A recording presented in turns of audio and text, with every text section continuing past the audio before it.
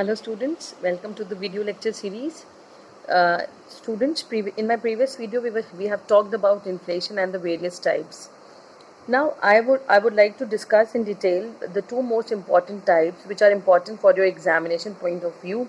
They can be question in short questions or they can be a sub part in a long question. Okay, so now very first topic is demand pull inflation. Now from the term itself you can come to up you can conclude about the meaning that demand pull inflation is an inflation where the aggregate demand, now when the overall or the total demand is exceeding the aggregate supply. Now this is because of like the increase in the money supply, or there is increase in the disposable income, or there is an increase in the public expenditure by the government. All the reasons are those reasons which are actually increasing the flow of money in the economy. Okay, so now this concept is associated with full employment, means obviously resources are fully utilized, fully trapped.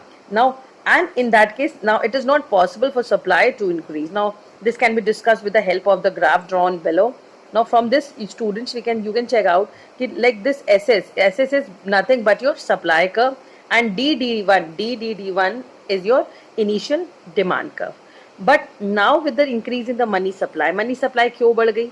क्योंकि या तो government ने taxes कम कर दिए, या government ने expenditure बढ़ा दिया, या आप कह सकते हो आपको डिस्पोजेबल इनकम अगर आपकी बढ़ जा रही है, परचेजिंग पावर आपके हाथ में, आपको इजी जो है क्रेडिट अवेलेबल है मार्केट से, इससे क्या हुआ, आपके पास मनी सप्लाई बढ़ गई और आपका जो डिमांड है वो बढ़ गया, डीडी से शिफ्ट हो गया डी1 में. तो now initially it was the price of the commodity was initially the price of the output was OQ and the price was OP. But now with the increase in the increase in the demand because of the money supply, you find that you have got a new demand curve, that is D1, and in that case you have shift to new equilibrium, that is E1, and it is because in that it is because of this shift you're finding that you are able to demand more at a high price. Now you are able to demand OQ1 commodity at OP1 price. So this is nothing but this is actually the concept of demand pull inflation. Now okay, now next reasons अगर हम इनकी बात करें तो हमने आपको already in short आपको चीज़ें बताई, हम फिर से डिस्कस करते हैं कि what are the reasons, what are the main factors which are responsible for the shift, for the change. So this is because of increase in the money supply, because of expenditure बढ़ जा रही है. Government अगर expenditure बढ़ा रही है तो पैसा कहाँ से मूव कर रहा है, from the hands of the government to the public. Now if that movement is occurring, obviously the public is now having more money, and in that case they will start demanding more. Now if they will start demanding more, they will push, tabhi the term is demand push inflation.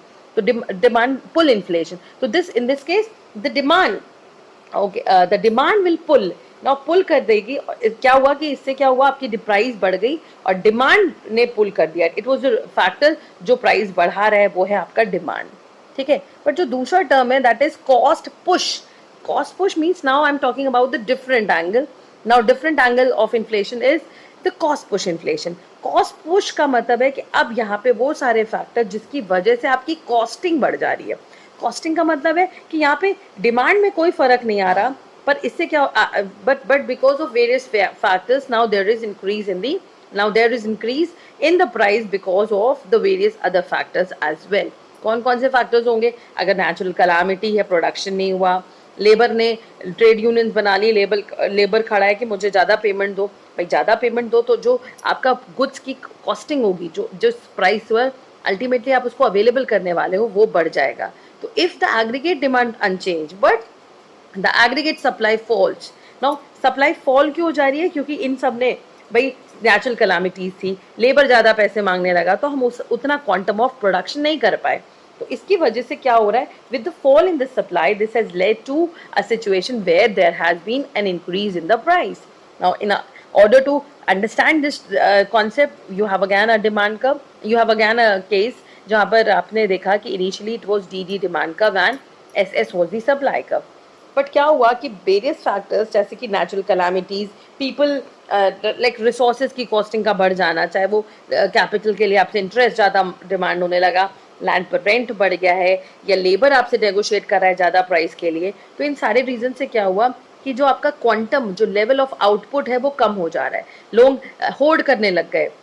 Hold क्यों कर रहे हैं? कि वो चाह रहे हैं कि ठीक है, लेट सप्लाई को मार्केट में कम कर देते हैं, मार्केट में सप्लाई कम हो जाएगी तो automatically this will create a situation जिसकी वजह से उनको प्राइस ज़्यादा मिलेगा और फिर थोड़ा थोड़ा करके मार्केट में बेचेंगे। तो this hoarding is nothing but again a concept where you are trying to decrease the supply in the economy. Now, on decreasing the supply, obviously in that case, it will lead to a rise in the price. We can check it from the graph. Initially, the price was, just wait, initially the price was OP. OP कब हो रहा है? जब आप SS unit demand कर रहे हो, SS unit supply कर रहे हो और DD आपका डिमांड कब है. नाउ क्या हुआ कि सिंस ये सारे फैक्टर्स की वजह से आपका सप्लाई कम हो जा रहा है, तो sorry, I am so sorry, मैंने गलत ग्राफ ड्रॉ कर दिया है. It is DD, initial graph was, initial curve was DD and SS is your supply curve. Okay, but क्या हुआ कि अब आपकी सप्लाई कम हो जा रही है. सप्लाई कम क्यों हो जा रही है? हमने आपके सारे फैक्टर्स बताए जिसकी वजह से जब सप्लाई कम होती है तो राइटवर्ड शिफ्ट होगा, सप्लाई बढ़ेगी तो आउटवर्ड शिफ्ट होगा. तो जो इनवर्ड शिफ्ट हुआ, in that case the supply curve is shifting from SS to S1 S1.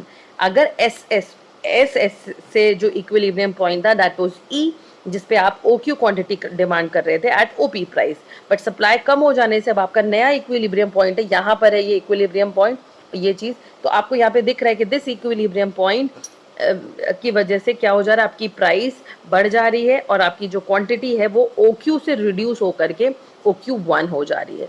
तो this is the concept of cost push inflation. Okay, so students, next the top, like these were the two major components which I wanted to discuss. Now next I'll be talking about the effects. Now जब भी effects आएगा तो आप तीन level पर बात करोगे. सबसे पहले प्रोडक्शन की बात की जाए. Now प्रोडक्शन के सेंस में क्या होगा? Now effect on production. now production activity का सिंपल सेंस है, अगर आप एक प्रोड्यूसर हैं और आपको अपने प्रोडक्ट के लिए ज़्यादा प्राइस मिलेगा तो obviously in that case you will try to produce more and more in order to exploit the opportunity which you are getting because of rise in prices. Now, but again ये काम कब तक कर सकते हैं? You can follow this concept till you are not reaching the level of full employment. Now full employment का मतलब है कि the resources are fully utilized. तो इसलिए अगर आप कह सकते हो तो इन्फ्लेशन जो है प्रोडक्शन के पॉइंट ऑफ व्यू से एक पॉजिटिव इम्पैक्ट, एक फेवरेबल इफेक्ट करता है. क्यों?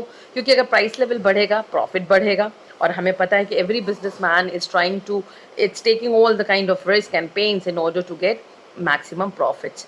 Now however if the wages and production cost start rising, अब क्या है, जाहिर सी बात है जब आपके प्रॉफिट मार्जिन बढ़ेंगी तो जो प्रोडक्शन के लिए रिसोर्सेज लगे हैं, यानी मैं अगर कहीं काम कर रही हूँ तो I will start demanding more wages.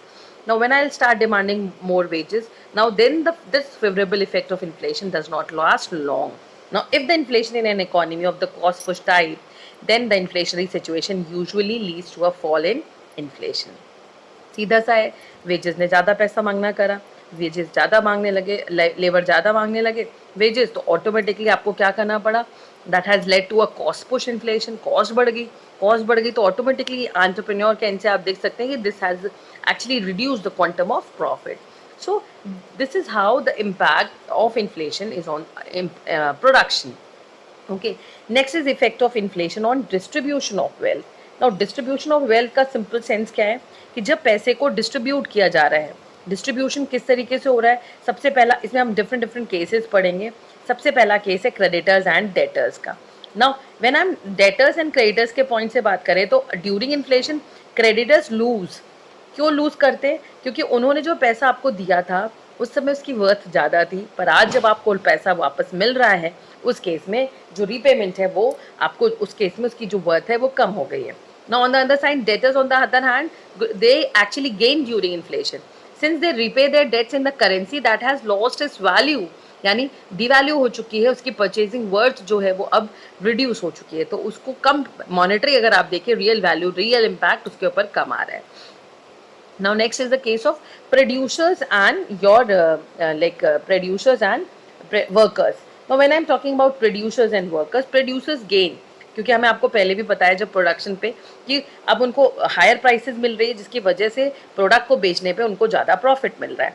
Now as the rise in prices is usually higher, the increase in cost producers can earn more during inflation. But workers के एंड से देखो तो दे लूज, क्योंकि they find a fall in the real wages as the money wage do not usually rise in proportion with the increase in price. So in that case producer को फायदा है, workers को नुकसान है. तो they as a class, worker as a class however gain because they get more employed during inflation. तो as overall impact बात करें तो वर्कर को भी फायदा हो रहा है, लेकिन एज एन इंडिविजुअल एंड से बात की तो हमने बताया कि उनको उतनी अच्छी वेजेस नहीं मिल रही, जो रियल इनकम है उनके हाथ में कम आएगी. लेकिन एज अ क्लास अगर बात करें तो entire labour class is getting benefited.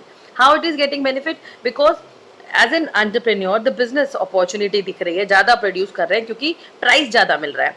तो उस केस में अगैन प्रोडक्शन जो किया जा रहा है that is done with the help of the like laborers only. तो again more laborers are being employed in order to go for more production.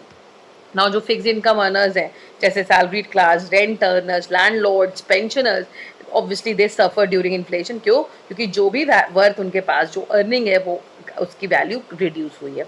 Now investors, अगर हम investors के end पे बात करें तो investors in equity shares they gain because उस case में क्या है as they get dividends at a higher rate, क्योंकि profit ज़्यादा है, ज़्यादा dividend मिलेगा.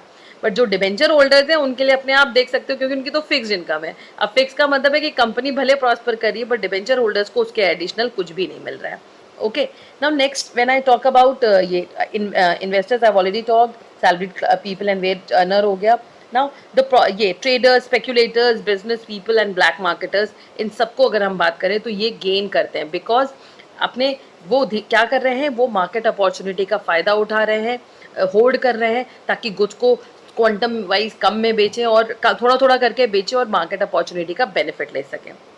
Now if next is farmers. अगर हम फार्मर्स की बात करते हैं तो farmers they also gain because the rise in the price of agriculture product is usually higher. भाई रॉ मटेरियल प्रोवाइड कर रहे हैं तो उसकी डिमांड ज़्यादा है, उसकी डिमांड ज़्यादा है तो ऑब्वियसली उनको ज़्यादा पेमेंट अच्छी मिलेगी. तो this in that case higher than जो भी पेमेंट मिल रही है that is higher than the increase in the price of the other goods. So thus inflation brings a shift in the pattern of distribution of income and wealth in the country. Now usually making the rich richer, poor poorer. ये सबसे बड़ा problem होता है.